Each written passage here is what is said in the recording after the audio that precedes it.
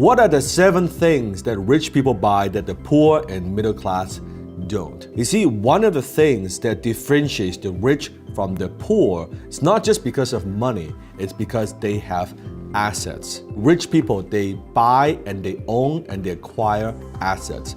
Middle class, they buy liabilities thinking they're assets, and poor people, they only have expenses. Today I'm going to share with you 7 types of assets that rich people buy, acquire, and own. And I'm not going to define assets as in traditional accounting terms. When you talk to an accountant and they will explain to you what types of asset classes they are, I'm going to define it the way that rich people, the way that we see assets. And they're very, very different how most people see it.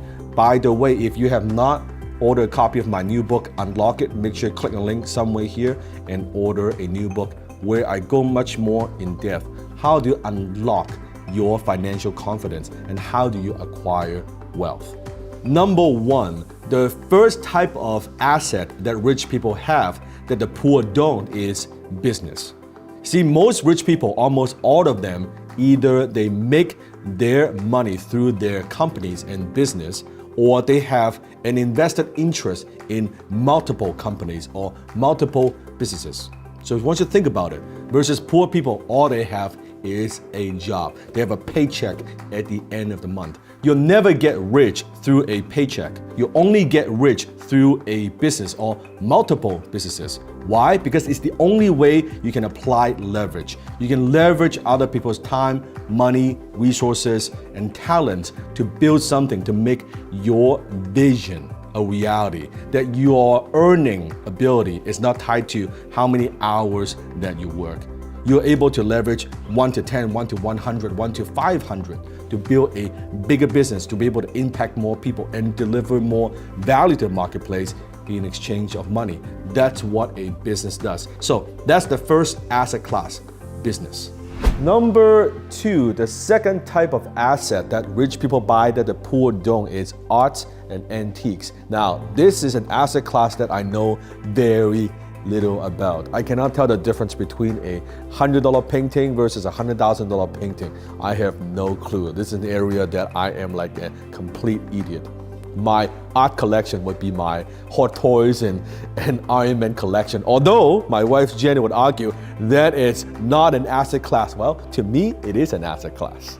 Number 3, the third asset type that the rich buy that the poor don't, it's automobiles. Now, a lot of people, they buy automobiles just for transportation, but the rich, sometimes they buy for collection because they get pleasure driving them, owning them, or fixing them, repairing them, selling them.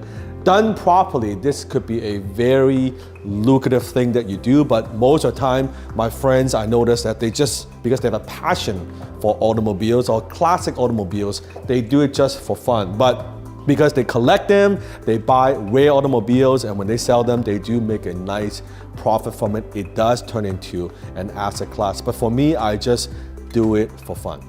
Number 4, real estate. This is the most popular asset class among the rich.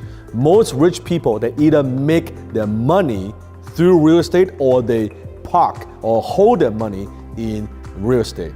Now, when it comes to real estate, there are so many different types of real estate. You have residential or you have commercial. Residential, I'm talking about condo or single family home. Commercial real estate, I'm talking about malls, hotels, right? Offices, multifamily.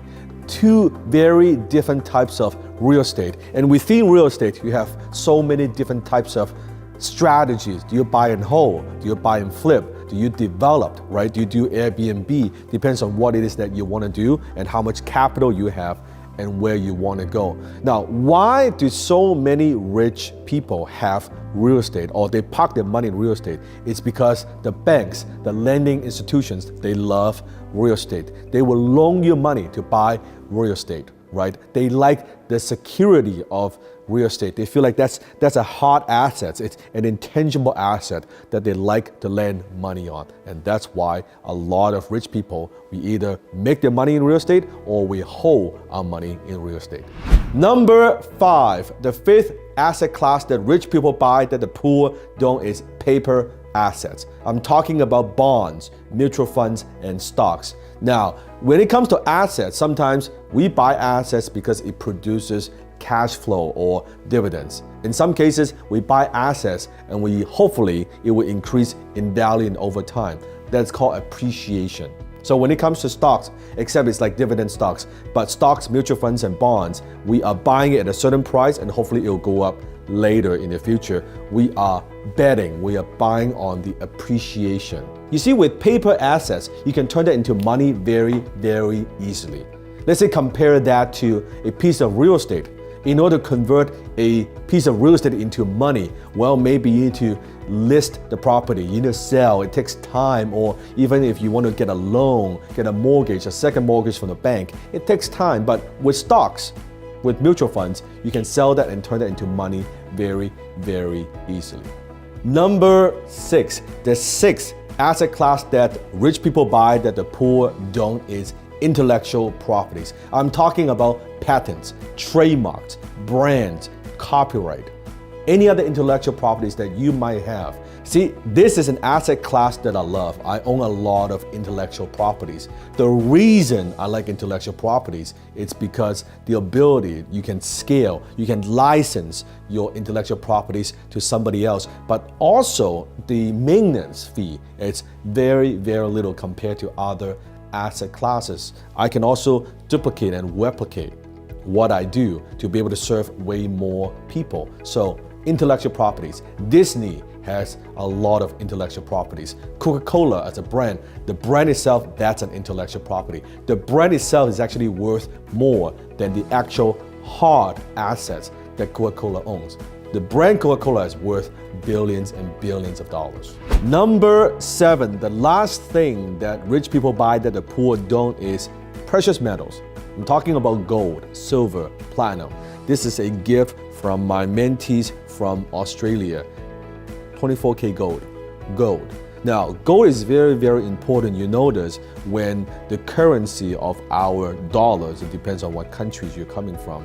Rich people, they like to have their money in gold because throughout history, you notice that gold is the currency. It is the asset class that is recession proof. So it's a very, very important asset class that in your portfolio you have to think about. So, precious metals.